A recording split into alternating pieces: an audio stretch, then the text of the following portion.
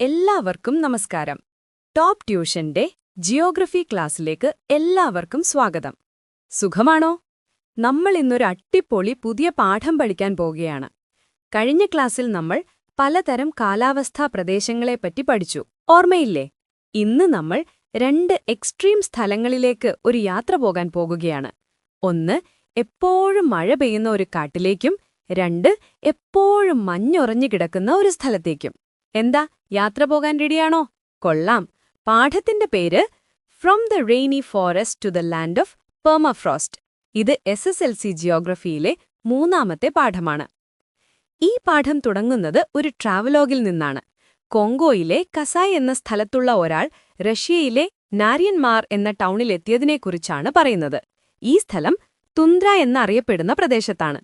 വർഷം മുഴുവനും മഞ്ഞ് മൂടിക്കിടക്കുന്ന ഈ സ്ഥലം എപ്പോഴും ചൂടുള്ള കോങ്കോയിൽ നിന്ന് വരുന്ന അദ്ദേഹത്തിന് ഒരു അത്ഭുത ലോകമായിരുന്നു.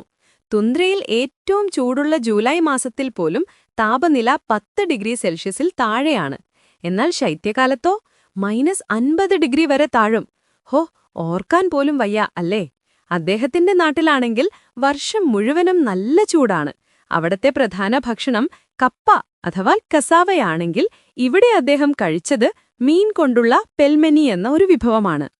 ഈ രണ്ട് സ്ഥലങ്ങളും തമ്മിലുള്ള വ്യത്യാസം കണ്ടോ? നമുക്ക് ഈ സ്ഥലങ്ങളെക്കുറിച്ച് കൂടുതൽ പഠിച്ചാലോ?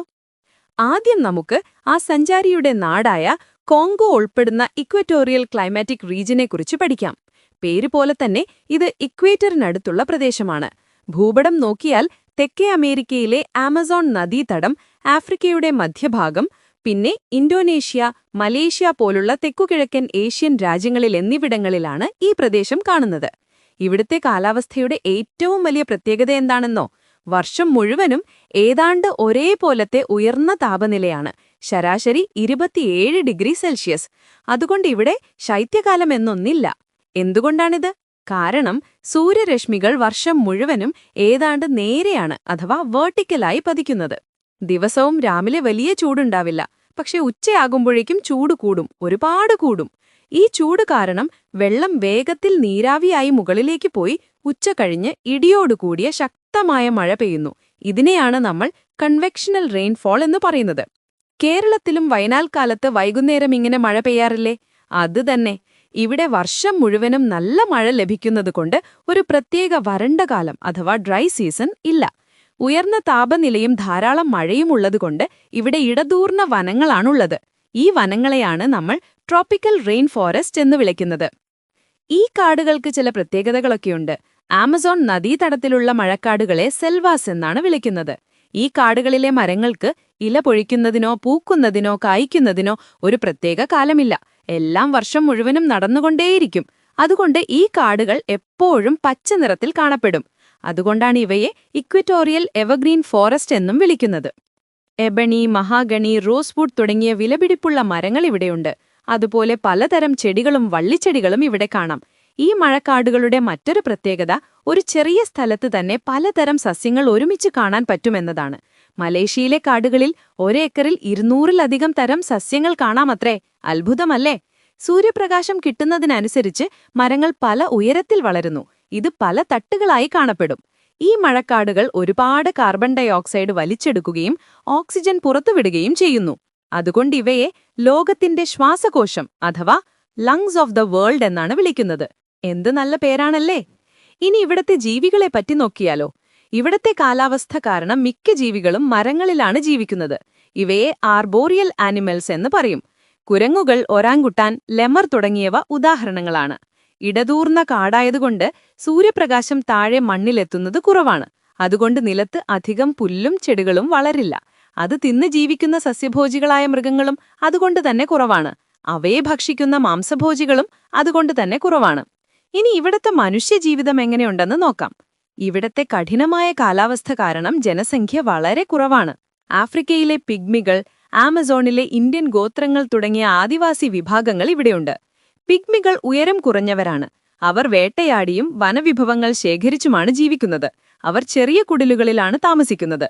ഇവിടത്തെ ഒരു പാരമ്പര്യ കൃഷിരീതിയാണ് ഷിഫ്റ്റിംഗ് കൾട്ടിവേഷൻ. അതായത് കാടിന്റെ ഒരു ഭാഗം വെട്ടി തീയിട്ട് അവിടെ കൃഷി ചെയ്യും. മണ്ണിന്റെ ഫലം നശിക്കുമ്പോൾ അവർ ആ സ്ഥലം ഉപേക്ഷിച്ച് വേറൊരു സ്ഥലത്തേക്ക് പോകും. മരച്ചീനി, ചേന, ചോളം തുടങ്ങിയവയാണ് പ്രധാന കൃഷി. എന്നാൽ യൂറോപ്യന്മാർ വന്നതോടെ ഇവിടെ വലിയ തോട്ടങ്ങൾ തുടങ്ങി. റബ്ബറാണ് അതിൽ പ്രധാനം. മലേഷ്യയും ഇന്തോനേഷ്യയുമാണ് ലോകത്തിൽ ഏറ്റവും കൂടുതൽ റബ്ബർ ഉൽപ്പാദിപ്പിക്കുന്നത്. കൊക്കോ, ഓയിൽ പാം, കാപ്പി, തേയില, പൈനാപ്പിൾ എന്നിവയും ഇവിടെ കൃഷി ചെയ്യുന്നു. ഇവിടുത്തെ വീടുകൾക്കും പ്രത്യേകതയുണ്ട്. ആമസോണിൽ മലോക്ക എന്നറിയപ്പെടുന്ന ചരിഞ്ഞ മേൽക്കൂരയുള്ള വലിയ വീടുകളുണ്ട്. മലേഷ്യയിലാകട്ടെ മരം കൊണ്ടുള്ള വീടുകളാണ് കൂടുതൽ. എന്നാൽ ഈ പ്രദേശം മുഴുവനും ആദിവാസികളും കാടുകളുമാണെന്ന് കരുതരുത് കേട്ടോ.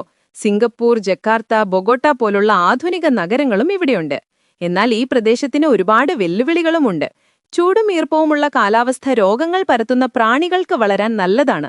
സ്ലീപ്പിംഗ് സിക്നസ് എന്ന രോഗം പരത്തുന്ന സേസെ ഈച്ചകൾ ഇവിടെയുണ്ട്. ഇടതൂർന്ന കാടുകൾ റോഡുകളും റെയിൽവേ ലൈനുകളും ഉണ്ടാക്കുന്നതിന് തടസ്സമാണ്. കൂടാതെ കാട്ടുതീയും കൃഷിക്കും ഖനനത്തിനും വേണ്ടി മനുഷ്യർ കാട് വെട്ടി നശിപ്പിക്കുന്നതും ഈ വിലപ്പെട്ട മഴക്കാടുകൾക്ക് വലിയ ഭീഷണിയാണ്. ഇനി നമ്മൾ പോകുന്നത് നേരെ വിപരീതമായൊരു സ്ഥലത്തേക്കാണ്. മഞ്ഞുറഞ്ഞ ടണ്ട്ര റീജിയനിലേക്ക്. ഓർക്കുന്നുണ്ടോ, പാഠം തുടങ്ങിയപ്പോൾ നമ്മൾ വായിച്ച ആ സഞ്ചാരിയുടെ വിവരണം? അയാളെത്തിയ സ്ഥലം. പുസ്തകത്തിലെ രണ്ടാമത്തെ യാത്രാവിവരണം നോക്കൂ.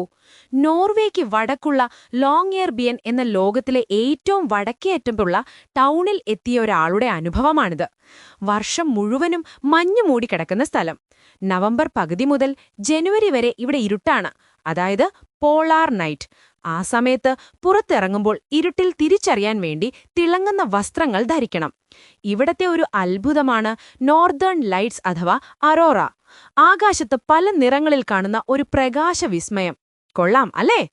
അപ്പോൾ എവിടെയാണ് ഈ ടണ്ട്ര പ്രദേശം? ഇത് ടൈഗ വനങ്ങൾക്ക് വടക്ക് ആർട്ടിക് സമുദ്രത്തിന്റെ തീരങ്ങളിലാണ് കാണപ്പെടുന്നത്. വടക്കേ അമേരിക്ക, യൂറോപ്പ്, ഏഷ്യ എന്നീ വൻകരകളുടെ വടക്കേ അറ്റത്ത്. ഗ്രീൻലാൻഡ്, ഐസ്ലാൻഡ്, സൈബീരിയ എന്നിവിടങ്ങളിലൊക്കെ ഇത് വ്യാപിച്ചു കിടക്കുന്നു. ഇവിടുത്തെ കാലാവസ്ഥയെ ആർട്ടിക് അല്ലെങ്കിൽ പോളാർ ക്ലൈമറ്റ് എന്നും പറയും. ഇവിടെ നീണ്ട കഠിനമായ ശൈത്യകാലവും വളരെ ഹ്രസ്വമായ വേനൽക്കാലവുമാണുള്ളത്. ശൈത്യകാലത്ത് താപനില -25 മുതൽ -35 ഡിഗ്രി സെൽഷ്യസ് വരെ താഴും. ചിലപ്പോൾ അതിലും താഴെ പോകും. വേനൽക്കാലം വളരെ കുറച്ചുനാൾ മാത്രമേ ഉള്ളൂ. അപ്പോൾ താപനില 0 ഡിഗ്രിക്ക് മുകളിൽ വരും. ആർട്ടിക് സർക്കിളിനും ഉത്തര ധ്രുവത്തിനുമിടയിലുള്ള പ്രദേശങ്ങളിൽ 6 മാസം പകലും 6 മാസം രാത്രിയുമാണ്. നിങ്ങൾ ചെറിയ ക്ലാസ്സുകളിൽ പഠിച്ചിട്ടില്ലേ? അത് തന്നെയാണിത്. ഇവിടെ മഴ പെയ്യുന്നത് മഞ്ഞായിട്ടാണ്. ചിലപ്പോൾ ബ്ലിസാർഡ്സ് എന്നറിയപ്പെടുന്ന ശക്തമായ മഞ്ഞുകാറ്റുകളും ഉണ്ടാകും. അപ്പോൾ കൂടുതൽ മഞ്ഞുവീഴ്ചയുണ്ടാകും.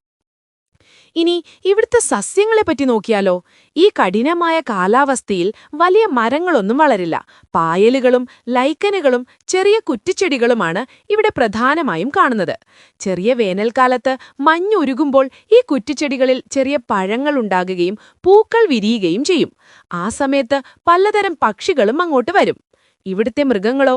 അവരും ഈ തണുപ്പിനോട് പൊരുത്തപ്പെട്ടവരാണ്.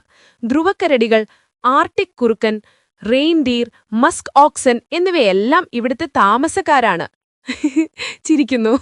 ഇനി നമുക്ക് ഇവിടുത്തെ മനുഷ്യജീവിതം എങ്ങനെയുണ്ടെന്ന് നോക്കാം. ഇവിടവും ജനസംഖ്യ വളരെ കുറഞ്ഞ പ്രദേശമാണ്.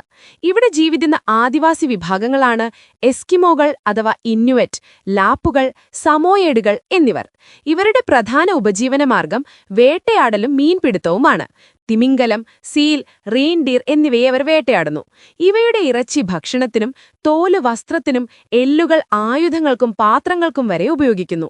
ശൈത്യകാലത്ത് അവർ മഞ്ഞുകട്ടകൾ കൊണ്ട് നിർമ്മിക്കുന്ന ഇഗ്ലൂ എന്ന വീടുകളിലാണ് താമസിക്കുന്നത്. വേനൽക്കാലത്ത് വേട്ടയാടാനായി മറ്റു സ്ഥലങ്ങളിലേക്ക് പോകുമ്പോൾ മൃഗങ്ങളുടെ തോലുകൊണ്ട് നിർമ്മിച്ച ടെന്റുകളിൽ താമസിക്കും. മഞ്ഞിലൂടെ സഞ്ചരിക്കാൻ അവർ സ്ലെഡ്ജ് എന്ന വാഹനം ഉപയോഗിക്കും. നായകളാണിത് വലിക്കുന്നത്. എന്നാൽ ഇപ്പോൾ യൂറോപ്യന്മാരുമായുള്ള സമ്പർക്കം കാരണം ഇവരുടെ ജീവിതത്തിൽ ഒരുപാട് മാറ്റങ്ങൾ വന്നിട്ടുണ്ട്. പലരും ഇപ്പോൾ ആധുനിക സൗകര്യങ്ങളുള്ള വീടുകളിലാണ് താമസിക്കുന്നത്. മീൻ പിടിക്കാൻ കയാക്ക് എന്ന ചെറിയ വള്ളത്തിനു പകരം സ്പീഡ് ബോട്ടുകൾ ഉപയോഗിക്കുന്നു. കുട്ടികൾക്ക് പഠിക്കാൻ സ്കൂളുകൾ സ്ഥാപിച്ചിട്ടുണ്ട്. പക്ഷേ ഈ ടണ്ട്ര പ്രദേശവും ഇപ്പോൾ ഒരു വലിയ ഭീഷണി നേരിടുന്നുണ്ട്. എന്താണെന്നറിയാമോ? കാലാവസ്ഥാ വ്യതിയാനം തന്നെയാണ്. ആഗോള താപനം അഥവാ ഗ്ലോബൽ വാർമിംഗ് കാരണം ഇവിടത്തെ പെർമഫ്രോസ്റ്റ്, അതായത് വർഷങ്ങളായി മണ്ണിൽ ഉറച്ചുകിടക്കുന്ന മഞ്ഞ് ഉരുകാൻ തുടങ്ങിയിരിക്കുന്നു. ഇതിവിടത്തെ ആവാസ വ്യവസ്ഥയെ സാരമായി ബാധിക്കുന്നുണ്ട്. അപ്പോൾ നമ്മൾ രണ്ട് വ്യത്യസ്ത ലോകങ്ങളിലൂടെ യാത്ര ചെയ്തു അല്ലേ? എപ്പോഴും ചൂടുള്ള ഇടതൂർന്ന മഴക്കാടുകളിൽ നിന്ന് എല്ലാം മരഞ്ഞുപോയ ടണ്ട്രയിലേക്ക്. നമ്മുടെ ഭൂമി എത്ര വൈവിധ്യമുള്ളതാണെന്ന് കണ്ടോ? ഓരോ സ്ഥലത്തെയും മനുഷ്യരും മൃഗങ്ങളും സസ്യങ്ങളും അവിടുത്തെ സാഹചര്യങ്ങളുമായി പൊരുത്തപ്പെട്ട് ജീവിക്കുന്നു. ഈ വൈവിധ്യങ്ങളെയെല്ലാം ബഹുമാനിച്ചുകൊണ്ട് പ്രകൃതിയുമായി ഇണങ്ങി ജീവിക്കേണ്ടത് നമ്മുടെ കടമയാണ്. പിന്നെ നമ്മുടെ ഈ ടോപ്പ് ട്യൂഷൻ സെന്ററിൽ ചെറിയ ബാച്ച് സൈസിലാണ് ഹൈസ്കൂൾ ക്ലാസ്സുകളുള്ളത്. അപ്പോൾ നല്ല മാർക്ക് വേണമെന്നുണ്ടോ? എങ്കിൽ എത്രയും പെട്ടെന്ന് ഞങ്ങളുടെ ഫേസ് ടു ഫേസ് ക്ലാസ്സിൽ ജോയിൻ ചെയ്യുകയോ അല്ലെങ്കിൽ യൂട്യൂബ് ക്ലാസ്സസ് ഉപയോഗിക്കുകയോ ചെയ്യുക. പാലക്കാട് നിവാസികളെ ടോപ്പ് ട്യൂഷന്റെ ഫേസ് ടു ഫേസ് ക്ലാസ്സിലേക്ക് സ്വാഗതം ചെയ്യുന്നു. കൂടുതൽ അറിയുവാൻ 80606363 എന്ന നമ്പറിലേക്ക് വിളിക്കുക. എല്ലാവരും നന്നായി പഠിക്കണം. അടുത്ത ക്ലാസ്സിൽ കാണാം. ബൈ.